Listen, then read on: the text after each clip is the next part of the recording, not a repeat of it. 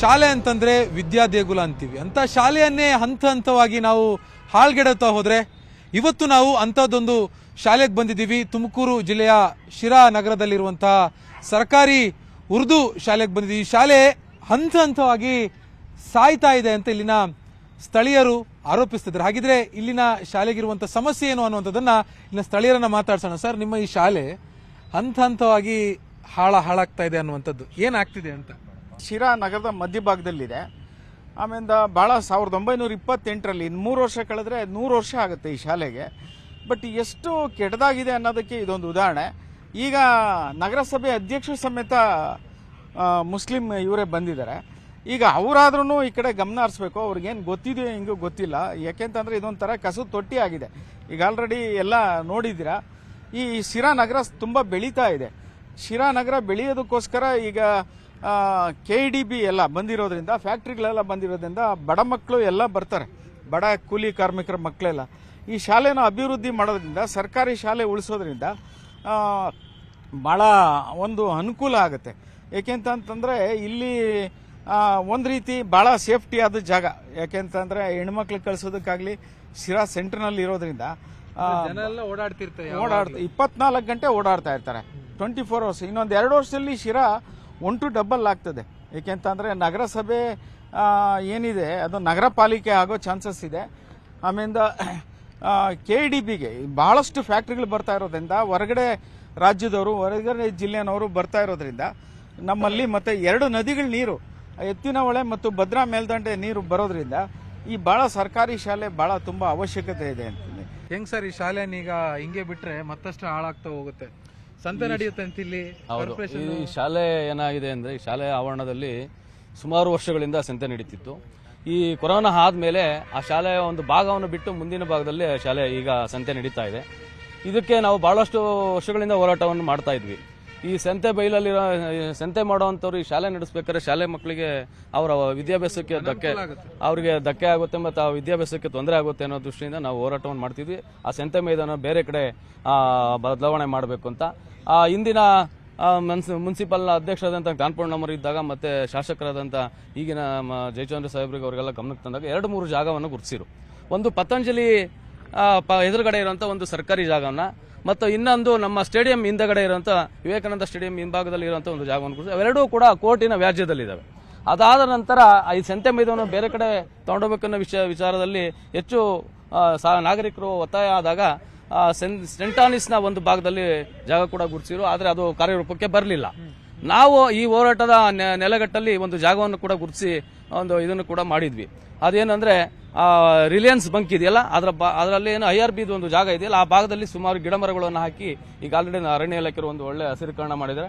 ಆ ಜಾಗದಲ್ಲಿ ಈ ಸಂತೆ ಒಂದು ಇದನ್ನು ತಗೊಂಡೋದ್ರೆ ಅಂದ್ರೆ ಮಾರ್ಕೆಟಿಂಗ್ ಬರುವಂತ ಏನು ಇದಿರುತ್ತಲ್ಲ ವಸ್ತುಗಳು, ಅದು ಈಸಿಯಾಗಿ ಬೈಪಾಸ್ ಇಂದ ಅಲ್ಲಿಗೆ ಬರುತ್ತೆ, ಮತ್ತೆ ಜನ ಕೂಡ ಅಲ್ಲಿ ಹೋಗಿ ಬಂದಿರೋದು ಒಂದು ಇದು ಅಂತ ನಾವು ಅದನ್ನ ಹಿಂದೆ ಒಂದು ಅವಕಾಶ ಇದೆ ಅಂತ ನಾವು ಇದನ್ನು ಕೊಟ್ಟು, ಯಾಕೆ ಅಂದ್ರೆ ನಮ್ಮ ಶಾಲೆ ನಮಗೆ ಉಳಿಬೇಕು, ಹಾಗೆ ಆ ಸಂತೆ ಮೈದಾನ ಕೂಡ ನಾಗರಿಕರಿಗೆ ಅನುಕೂಲತೆಗೆ ಬರಬೇಕು ಅನ್ನೋದು.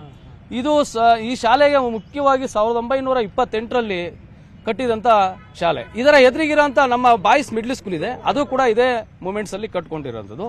ಅದನ್ನು ಈಗ ತಾನೇ ನಮ್ಮ ಹಿರಿಯರು ಹೇಳಿದ್ರು ಆ ಶಾಲೆ ಸುಸ್ಥಿತವಾಗಿದೆ ಅಂತ. ಅದು ಕೂಡ ನಮ್ಮೆಲ್ಲರ ಹೋರಾಟದಿಂದ ಒಂದಷ್ಟು ಕಾಂಪೌಂಡ್ ಎಲ್ಲ ಆಗಿ ಅದರ ಜೊತೆಯಲ್ಲಿ ಗರ್ಲ್ಸ್ ಕಾಲೇಜ್ ಕೂಡ ಸೇರ್ಕೊಂಡಿದೆ. ಹಂಗಾಗಿ ಅದು ಒಂದು ಸುಸ್ಥಿತ ಸಂದರ್ಭದಲ್ಲಿ ಅದು ಬೈಲು ರಾಮಚಂದ್ರಪುರ ಒಂದು ರಂಗಮಂದಿರ ಕೂಡ ಇದೆ. ಅದಕ್ಕೂ ಕೂಡ ನಾವು ಬೇರೆ ಬೇರೆ ಹೋರಾಟವನ್ನು ತಗೊಂತಿದ್ವಿ. ಈ ಶಾಲೆ ಉಳಿಬೇಕು ಅನ್ನೋದು ಮುಖ್ಯವಾಗಿ. ಈ ಶಾಲೆಗೆ ಉರ್ದು ಶಾಲೆ ಅನ್ನೋ ಒಂದು ಬೇರೆಯ ಮನೋಭಾವನೆ ಒಂದಷ್ಟು ಅಧಿಕಾರಿಗಳಿಗೂ ಇರ್ಬೋದು, ಮತ್ತೆ ಬೇರೆ ಬೇರೆ ಜನಸಾಮಾನ್ಯರಿಗೂ ಇದೆ. ಆದರೆ ನಮಗೆ ಸರ್ಕಾರಿ ಶಾಲೆ ಇದು, ಅದು ಉರ್ದು ಶಾಲೆ, ಅದು ಇನ್ನೊಂದು ಶಾಲೆ ಅಲ್ಲ, ಇದು ನಮ್ಮ ಸರ್ಕಾರಿ ಶಾಲೆ. ಆ ಸರ್ಕಾರಿ ಶಾಲೆಯ ಜೊತೆಲಿ ನಾನು ಈ ಸಂದರ್ಭದಲ್ಲಿ ಕೇಳುವಂಥದ್ದು ಏನು ಅಂದರೆ, ಸರ್ಕಾರಕ್ಕೆ ಈಗ ನಮ್ಮ ಶಾಲೆ ಇದು ಏನಿದೆ ಮಿಡ್ಲ್ ಸ್ಕೂಲಲ್ಲಿ, ಈಗ ನಾನು ಇಂದಿನಿಂದ ನಾವು ಅಬ್ಸರ್ವ್ ಮಾಡಿದ ಪ್ರಕಾರ 25 ಮಕ್ಕಳಿದ್ದಾವೆ ಮಿಡ್ಲ್ ಸ್ಕೂಲಲ್ಲಿ, 6 ಮತ್ತು 7ರಲ್ಲಿ. ಮತ್ತೆ ಹೈಸ್ಕೂಲಲ್ಲಿ ಒಂದು 100 ಮಕ್ಕಳಿದ್ದಾರೆ, ಅಂದರೆ 8, 9, 10ಕ್ಕೆ. ನಾನು ಕೇಳೋ ಈ ಸಂದರ್ಭದಲ್ಲಿ ಏನು ಕೇಳ್ತೀನಿ ಅಂದರೆ, ಈ ಶಾಲೆಗೆ ಇನ್ನೊಂದಿಷ್ಟು ಕನ್ನಡ ಮಕ್ಕಳನ್ನ ಎಲ್ಲ ತಂದು ಜೋಡಿಸೋ ಇದರಿಂದ 1 to 5ವರೆಗೂ ಇಂಗ್ಲಿಷ್ ಮೀಡಿಯಂ ಈಗ LKG ಎಲ್ಲ ಕೊಡ್ತಾ ಇದೆ ಸರ್ಕಾರ. ಆ LKG ಮತ್ತು ಕನ್ನಡ ಮೀಡಿಯಂ ಶಾಲೆಯನ್ನು ಇದಕ್ಕೆ ಜೋಡಿಸ್ಕೊಟ್ರೆ ಈ ಶಾಲೆಗೆ ಒಂದು ಅಭಿವೃದ್ಧಿಗೆ ಒಂದು ಸರ್ಕಾರ ಕಂಡು ಬಿಡುತ್ತೇನೆ, ಸರ್ಕಾರ ಕಂಡು ಬಿಡುತ್ತೇನೆ. ಅವಾಗ ನಾವು ವಿದ್ಯಾರ್ಥಿಗಳನ್ನ ಮಾತಾಡ್ತೀನಿ. ಯಾವ ತರದ ವಾತಾವರಣ ಇದೆ ನಿಮ್ಮ ಶಾಲೆಯಲ್ಲಿ ಇಲ್ಲಿ ಅಂತ? ಇಲ್ಲಿ ಪಿವಟ್ ಅವರು ಬರ್ತಾರೆ, ಇಲ್ಲಿ ಗಲೀಜಾಗುತ್ತೆ, ಅದಕ್ಕೆ ಸರಿಗಾಗಬೇಕು. ದಯಮಾಡಿ ಸರ್, ನಾವು ಕೇಳೋದಿಷ್ಟೇ, ಅದು ಯಾವುದು ಇದು ಅಂತ ಬೇಡ. ಹೆಡ್ ಮಾಸ್ಟರ್ ನಾವು ಕೇಳೋದಿಷ್ಟೇ, ಅದು ಶಿಕ್ಷಣ ಸಂಸ್ಥೆ ಆಗಿರೋದ್ರಿಂದ ಯಾವ ಊರಲ್ಲಿ ದೇವಸ್ಥಾನ ಹೇಗಿರ್ತಾವೋ, ಮಸೀದಿಗಳು ಹೇಗಿರ್ತಾವೋ, ಸ್ವಚ್ಛ ವಾತಾವರಣ ಇರುತ್ತೋ ಆ ಪರಿಸರವನ್ನ ಶೈಕ್ಷಣಿಕ ದೇವರಾಗಿ ಅಥವಾ ಜ್ಞಾನ ದೇಗುಲಕ್ಕೆ ಕಲ್ಪಿಸಿಕೊಡ್ರಿ ಅಂತ ಅಷ್ಟೇ ನಾವು ಕೇಳ್ತಕ್ಕಂಥದ್ದು. ಅದನ್ನ ನಾವು ಏನು ಮಾಡ್ಲಿಕ್ಕೆ ಬರಲ್ಲ. ಕೆಲವೊಂದು ಇಲ್ಲಿ ಅಡ್ಡ ಓಡಾಡ್ತಿರ್ತಕ್ಕಂಥದ್ದನ್ನ ಕಡಿಮೆ ಮಾಡ್ಲಿಕ್ಕಾಗಿ ನಾವಿಲ್ಲಿ ಸ್ವಲ್ಪ ಟ್ರಂಚ್ ಹಾಕೊಂಡು ವ್ಯವಸ್ಥೆ ಮಾಡ್ಕೊಂಡಿದ್ದೀವಿ. ಇಲ್ಲ ಅಂತಂದ್ರೆ ಇಲ್ಲಿ ನಾವು ಓಡಾಡಕ್ಕೂ ಬರಲ್ಲ, ಎಲ್ಲ ವೆಹಿಕಲ್ ತಂದು ನಿಲ್ಲಿಸ್ಬಿಡ್ತಾರೆ. ಅದು ಮಾಮೂಲಿ ಗಲೀಜು ಮಾಡ್ಕೊಂಡು ಹೋಗ್ತಾರೆ. ನಾವು ದಿನ ಸ್ವಲ್ಪ ಮೂಗು ಮುಚ್ಕೊಂಡು ಹೋಗ್ತಕ್ಕಂಥ ವಾತಾವರಣನೇ ಇದೆ, ಅದು ಅನಿವಾರ್ಯ. ಅದನ್ನ ನಾವು ಯಾರಿಗೆ ಬಿಡೋದಂದ್ರೆ ನಾವು ರೂಟಲ್ಲಿ ಏನು ಮಾಡಬೇಕು ಅದೇ ವ್ಯವಸ್ಥೆನೆಲ್ಲ ಮಾಡಿದ್ದೀನಿ. ಎಲ್ಲ ವ್ಯವಸ್ಥೆನೂ ಯಾರ್ಯಾರಿಗೆ ಅಧಿಕಾರಿ ಕೊಡಬೇಕು, ಜೀವನದ ಇವರಿಗೆ ಅಧ್ಯಕ್ಷರಿಗೂ ಕೊಟ್ಟಿದ್ದೀನಿ, ನಾನು ತಹಸೀಲ್ದಾರಿಗೂ ಕೊಟ್ಟಿದ್ದೀನಿ, ಬಿ ಆಫೀಸಿಗೆ ಕೊಟ್ಟಿದ್ದೀನಿ. ಅವ್ರು ಲೆಟರ್ ಕೊಟ್ಟಿದ್ದೀವಿ, ನಾವು ಮುಂದಿನ ಕ್ರಮ ತೆಗೆದುಕೊಳ್ರಿ ಅಂತ ನಾವು ಕೊಟ್ಟಿರ್ತೀವಿ. ನಾವು ಅದನ್ನ ಕ್ರಮ ತಗೊಳಕ್ಕೆ ಎಷ್ಟು ವರ್ಷ ಅಲ್ಲ, ಎಷ್ಟು ವರ್ಷ ಅಂತ ಅಲ್ಲ, ನಾವು ಒಟ್ಟಿಗೆ ನಾವು ಬಂದ್ಮೇಲೆ ನಾವು ಏನು ಮಾಡಬೇಕು ಅದು ಮಾಡ್ತಾ ಇದ್ದೀನಿ. ನಾನು ರೀಸೆಂಟಾಗಿ ಬಂದು 1 ವರ್ಷ ಆಯ್ತು ಅಷ್ಟೇ. ಅದು ನೋಡ್ಕೊಂಡು ಎಲ್ಲ ವಾತಾವರಣ ನೋಡ್ಕೊಂಡು ಕೊಡ್ತಾ ಇದ್ದೀನಿ. ಆಗಿದ್ದಲ್ಲ ಕೊಡ್ತಾ ಇದ್ದೀನಿ, ಪೊಲೀಸಿಗೂ ಕೊಟ್ಟಿದ್ದೀನಿ, ಬೀಟ್ ಜಾಸ್ತಿ ಮಾಡ್ರಿ ಅಂತ ಹೇಳಿ. ಆಮೇಲೆ ಇಲ್ಲಿ ಇದಂತದ್ದು ಸಂತೆ ವಾರದಲ್ಲಿ ಎಷ್ಟು ದಿನ ನಡೆಯುತ್ತೆ? ಒಂದೇ ದಿನ ಈಗ ಸದ್ಯ ಕಲ್ಕಡೆ ಶಿಫ್ಟ್ ಮಾಡ್ಕೊಂಡಿದ್ದಾರೆ. ಆದ್ರೆ ವೆಹಿಕಲ್ ಓಡಾಡೋದೆಲ್ಲ ಇಲ್ಲೇ ಓಡಾಡ್ತಾರೆ, ಡಿಸ್ಟರ್ಬ್ ಆಗುತ್ತೆ. ಸ್ಪೋರ್ಟ್ಸ್ ಆಡ್ಬೇಕಾದ್ರೆ ಅವ್ರ ಮಕ್ಕಳಿಗೆ ಮೈದಾನದ ಮಧ್ಯದೇ ಬರ್ತಾರೆ, ಮಿಡ್ಲಲ್ಲೇ ಬರ್ತಾರೆ. ಆಮೇಲೆ ಒಂದು CCTV ಹಾಕ್ಸಿದ್ವಿ ಅಲ್ಲಿ, ಅದನ್ನು ಕಲ್ಲ ಹೊಡೆದು ತಗೊಂಡು ಹೋಗಿದ್ದಾರೆ. ಅದಕ್ಕೂ ನಾವು ಕಂಪ್ಲೇಂಟ್ ಕೊಟ್ಟು ವ್ಯವಸ್ಥೆ ಮಾಡ್ಕೊಂಡಿದ್ದೀವಿ. ಆದ್ರೆ ಯಾವುದೇ ರೀತಿ ಪರಿಹಾರ ಸಿಗ್ತಾ ಇಲ್ಲ.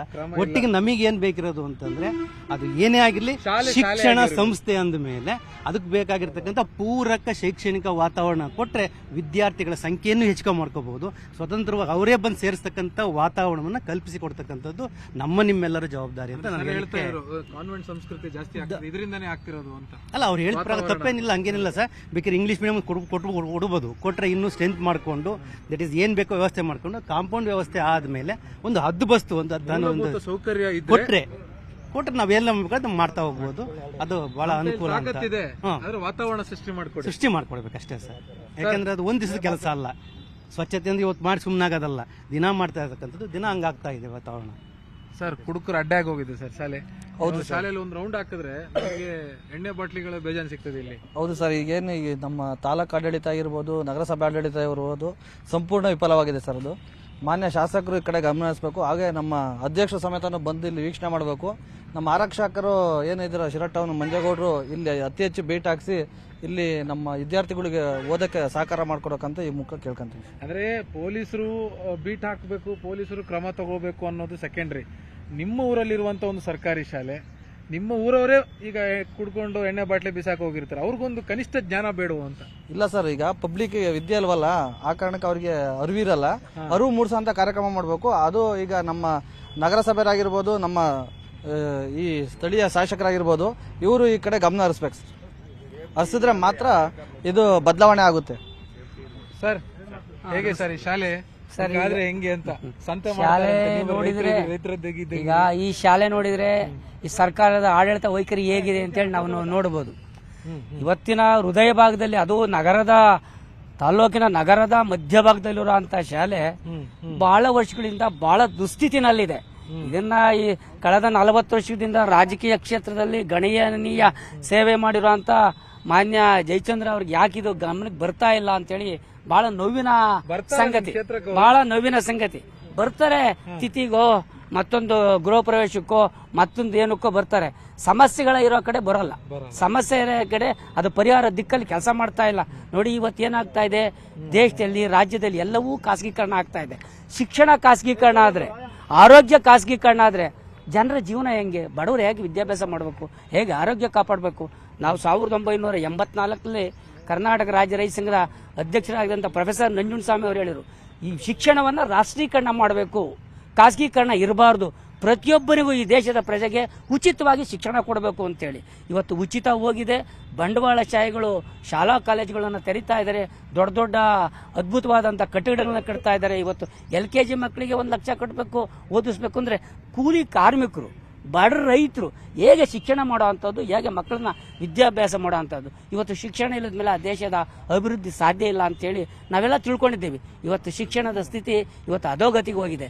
ಈ ತರದ ಶಿಕ್ಷಣವನ್ನ ಮುಂದಿನ ದಿನಗಳಲ್ಲಿ ನಾವು ಈಗ ಈ ಸಂದರ್ಭದಲ್ಲಿ ತಾವೇನು ಇವತ್ತು ನೋಡ್ತಾ ಇದ್ದೀವಿ, ಈ ಶಾಲೆಯ ಅಭಿವೃದ್ಧಿಗೆ ನಾವು ಒಂದು ದೊಡ್ಡ ಹೋರಾಟವನ್ನು ಕೈಗೆತ್ತಿಕೊಳ್ತೀವಿ ಅಂತ ಈ ಸಂದರ್ಭದಲ್ಲಿ ಈ ಆಡಳಿತ ಮಾಡುವಂಥ ತಾಲೂಕು ಆಡಳಿತಕ್ಕೆ ಮತ್ತು ಕ್ಷೇತ್ರದ ಪ್ರತಿನಿಧಿಗಳಿಗೆ ನಾವು ಎಚ್ಚರಿಕೆಯನ್ನು ಕೊಡ್ತಾ ಇದ್ದೀವಿ. ಈ ಶಾಲೆಯ ಅಭಿವೃದ್ಧಿಗೆ ನಾವು ದೊಡ್ಡ ಹೋರಾಟವನ್ನು ಕೈಗೆತ್ತಿಕೊಳ್ತೀವಿ. ಸರ್, ಯಾಕೆ ಈ ವಾತಾವರಣ ಹೀಗೆ ಅಂತ? ಸರ್ ಇದಕ್ಕೆ ಸಂಬಂಧಪಟ್ಟ ಮೇಲಧಿಕಾರಿಗಳ ನಿರ್ಲಕ್ಷ್ಯ ಹಾಗೂ ಇಲ್ಲಿ ಇರುವ ಮೇನಿನಲ್ಲಿ ಬರೋ ಕುಡುಕರು ಅವ್ರಿಗೆ ಹೇಳಿದ್ರು ಕೇಳಲ್ಲ. ಮತ್ತೆ ಬಂದು ನಾವು ಎಷ್ಟು ಸಲ ಹೇಳಿದ್ರು ಅವರು ನಮ್ಮನ್ನೇ ಹೇಳಿಸ್ತಾರೆ. ಇಲ್ಲಿ ಹೇಳ್ದಂಗೆ ನಮ್ಮೆಲ್ಲ ದೊಡ್ಡವರು ಹೇಳಿದಾರೆ, ಅದ್ರ ಬಗ್ಗೆ ಬೇರೆ ಅದೇ ಸೇಮ್ ಇದೆ. ಬಟ್ ನಾನು ಹೇಳಿದ್ರೆ ಅಂದ್ರೆ ಇಲ್ಲಿ ಸಂಬಂಧಪಟ್ಟ ಮೇನ್ ಅಧಿಕಾರಿಗಳು ಅವ್ರು ತಗೋಬೇಕು. ಶಾಸಕರು ಅವರು ಗಮನಕ್ಕೆ ತಂದಿದ್ದಾರೆ, ಇವರು ನಿರ್ಲಕ್ಷ್ಯ ಮಾಡಿದ್ದಾರೆ ಅಧಿಕಾರಿಗಳು. ಈ ಏನಂದ್ರೆ ಇಲ್ಲಿ ಬಡ ಮಕ್ಕಳು, ಮುಸ್ಲಿಮ್ಸ್ ಮಕ್ಕಳು ಅಂತೇಳಿ ನಿರ್ಲಕ್ಷ್ಯ ಮಾಡ್ತಿದ್ದಾರೆ. ದಯವಿಟ್ಟು ಅವ್ರಿಗೆ ಮನವಿ ಮಾಡೋದೇನಂದ್ರೆ ದಯವಿಟ್ಟು ಅವ್ರಿಗೆ ಮನವಿ ಮಾಡೋದಂದ್ರೆ ಎಲ್ಲಾ ಮಕ್ಕಳಿಗೆ ಸಮಾನತೆ ಕೊಡಿ ಅಂತ ಹೇಳಿ ನನ್ನ ಮನವಿ. ಹೇಗೆ ಮೇಡಮ್ ಈ ತರದ ವಾತಾವರಣ ಇದ್ರೆ? ಅದೇ ಸರ್, ಇವರೆಲ್ಲ ಹೇಳ್ತಾ ಇದ್ರಲ್ಲ ಸರ್, ಅದಂತೂ ನಾವು ನೋಡಿ ಸರ್, ಇದು ಶಾಲೆ 100 ವರ್ಷ, ಈಗ 2-3 ವರ್ಷ ಆದ್ಮೇಲೆ 100 ವರ್ಷ ಆಗುತ್ತೆ. ಸ್ವರ್ಗ ಮಾಡ್ಬೋದು ಸರ್ ಈ ಶಾಲೆ. ಮಕ್ಕಳು ಜಾಸ್ತಿ ಜನ ಸೇರ್ತಾರೆ ಬಂದು. ಪೇರೆಂಟ್ಸ್ ನೋಡಿ ಸರ್, ಇವ್ನು ಕಳ್ಳಂಬೆಳದಿಂದ ಬರ್ತಾನೆ ಸರ್ ಇವನು. ಯಾಕಂತ ಅಂದ್ರೆ ಟೀಚರ್ಸ್ ಚೆನ್ನಾಗಿದ್ದಾರೆ, ಪಾಠ ಚೆನ್ನಾಗಿ ಮಾಡ್ತಾರೆ. ಅದಕ್ಕೆ ಶಾಲೆ ಒಂದು ವಾತಾವರಣ ಸರಿ ಇಲ್ಲದಕ್ಕೆ ಪೇರೆಂಟ್ಸ್ ಹಿಂಜರಿತಾರೆ ಸರ್. ಅದಕ್ಕೆ ದಯವಿಟ್ಟು ನೋಡಿ ಸರ್, ಇವ್ರದೆಲ್ಲ ಏನು ಅಭಿಪ್ರಾಯ ಇದೆ ಅದಲ್ಲಿ ನಂದೇ ಅಭಿಪ್ರಾಯ. ಇಲ್ಲಿ ನಾನು 9 ವರ್ಷದಿಂದ ಇಲ್ಲಿ ಸ್ಕೂಲ್ ಇಷ್ಟೊತ್ತಿಗೆ ಮುಚ್ಚೋಗ್ಬೇಕಾಗಿತ್ತು. ಯಾಕಂದ್ರೆ ಪೇರೆಂಟ್ಸ್ ಗಲೀಜಿದೆ ಅಂತ ಅಂದ್ಬಿಟ್ಟು ಕಳ್ಸಕ್ಕೆ ಹಿಂಜರಿತಾರೆ ಸರ್. ಅದಕ್ಕೆ ನಾವಿದ್ದು ಮನವೊಲಿಸಿ, ಇಲ್ಲ ನಾವೆಲ್ಲ ನೋಡಿ ಸ್ವಲ್ಪ ಮಟ್ಟಿಗೆ ನಾವು ಕ್ಲೀನ್ ಮಾಡ್ಕೊಳ್ತೀವಿ ಸರ್. ಬಂದು ನಾವೇ ಕ್ಲೀನ್ ಮಾಡಬೇಕು ಸರ್ ಇಲ್ಲಿ. ಅದಕ್ಕೆ ಮಕ್ಕಳ ಅಭಿಪ್ರಾಯ ಕೇಳಿ ಸರ್, ಮಕ್ಕಳೇ ಹೇಳ್ತಾರೆ. ಸರ್ ಚೆನ್ನಾಗಿ ಪಾಠ ಮಾಡ್ತಾರೆ ಸರ್. 100 ವರ್ಷದ ಸ್ಕೂಲ್, ಎಲ್ಲ ವಾತಾವರಣ ಚೆನ್ನಾಗಿಲ್ಲ ಸರ್. ಮತ್ತೆ 1-2 ಇಲ್ಲೇ ಮಾಡ್ತಾರೆ ಸರ್. ಕುಡ್ಕೂರ್ ಬಂದು ಕುಡ್ಕೊಂಡು ಎಲ್ಲ ಗಿಲಾಜ್ ಹೊಡೆದಾಕಿ ಇಲ್ಲೇ ಮನಿಕಂತಾರೆ. ಎಬ್ರುಸಕ್ ಹೋದ್ರೆ ಬೈತಾರೆ ಸರ್. ಎಸ್ ಸರ್, ಬೈತಾರೆ. ಬಂದು ಅಲ್ಲಲ್ಲೇ ಕೂತ್ಕೊಂತಾರೆ, ಮನಿಕಂತಾರೆ. ಹೋಗೋದೇ ಇಲ್ಲ, ಹೇಳ್ತರು ಹಂಗೆ ಕೂತ್ಕೊಂತಾರೆ. ದುಡ್ಡು ಏನೇನು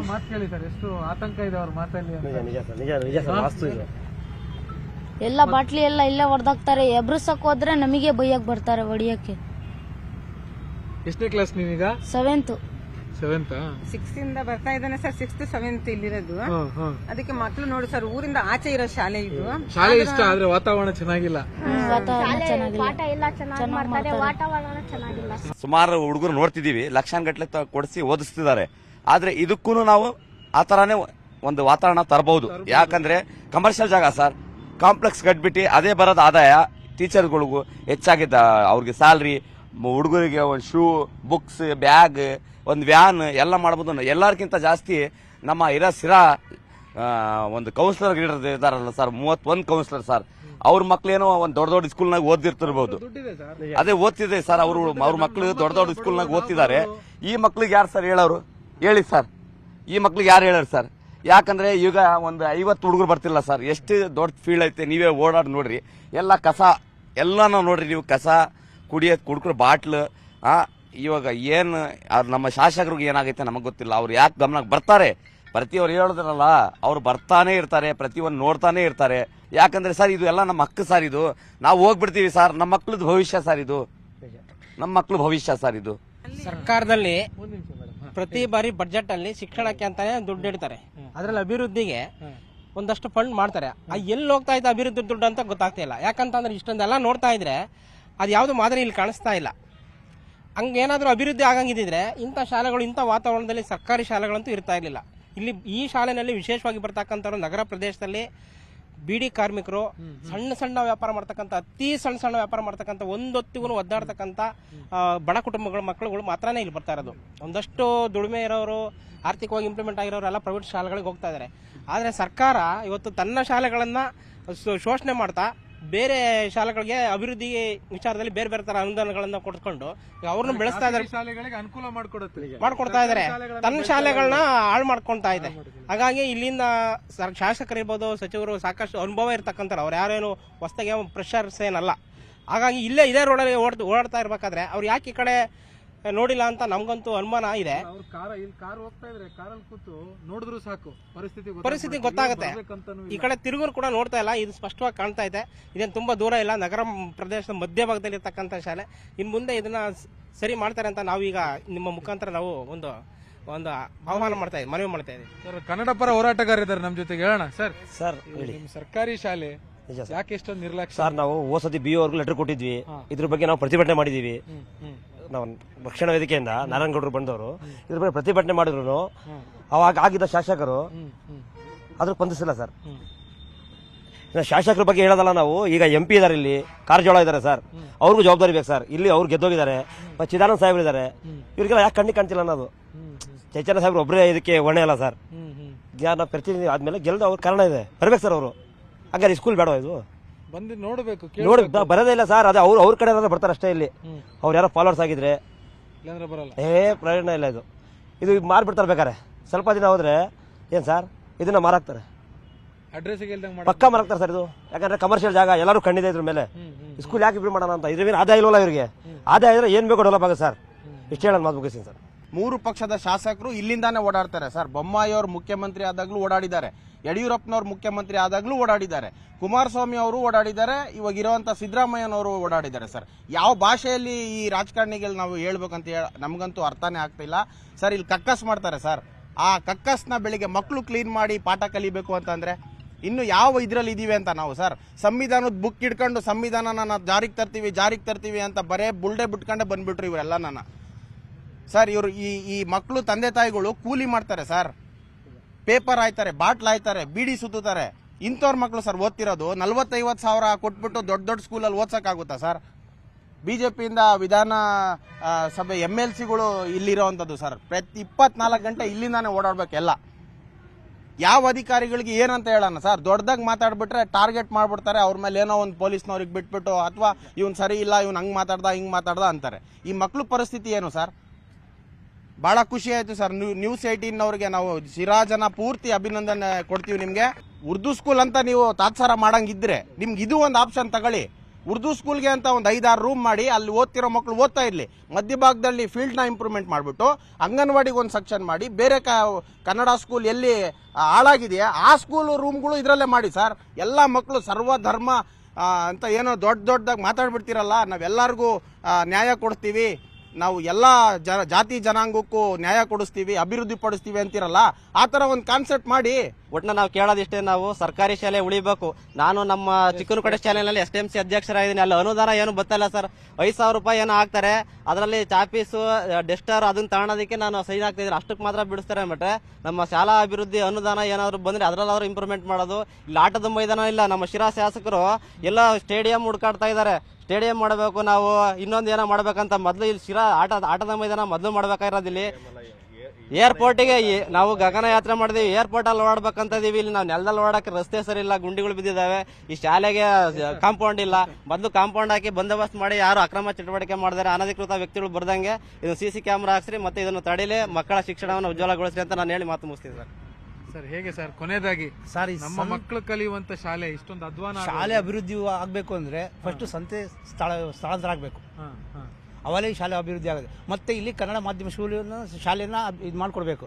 ಯಾಕೆ ಅವಾಗ ಮಾಡ್ಕೊಟ್ರೆ ನಮ್ಮ ಮಕ್ಕಳು ಇರ್ತಾರೆ, ಎಲ್ಲರ ಮಕ್ಕಳು ಇರ್ತಾರೆ, ನಮಗೂ ಅಭಿವೃದ್ಧಿ ಇರ್ತೈತೆ. ನಮ್ಮ ಮಗ ಇಲ್ಲೇ ಓದ್ತಿರೋದು ಎಲ್ಲರಿಗೂ ಇರ್ತೈತೆ ಅಲ್ವರಾ?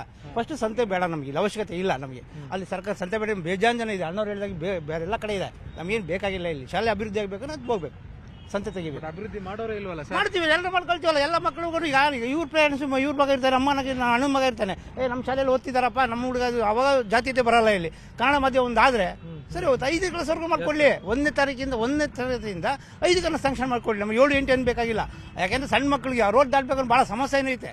ಅವ್ರು ಅಲ್ಲಿಂದ ಬರ್ತಾರೆ ಪಾಪ, ಇಲ್ಲಿರೋಲ್ವಾ, ನಮ್ಗೆ ದಯವಿಟ್ಟು ಅದು ಮಾಡ್ಕೊಡಕ್ಕೆ ಹೇಳಿ.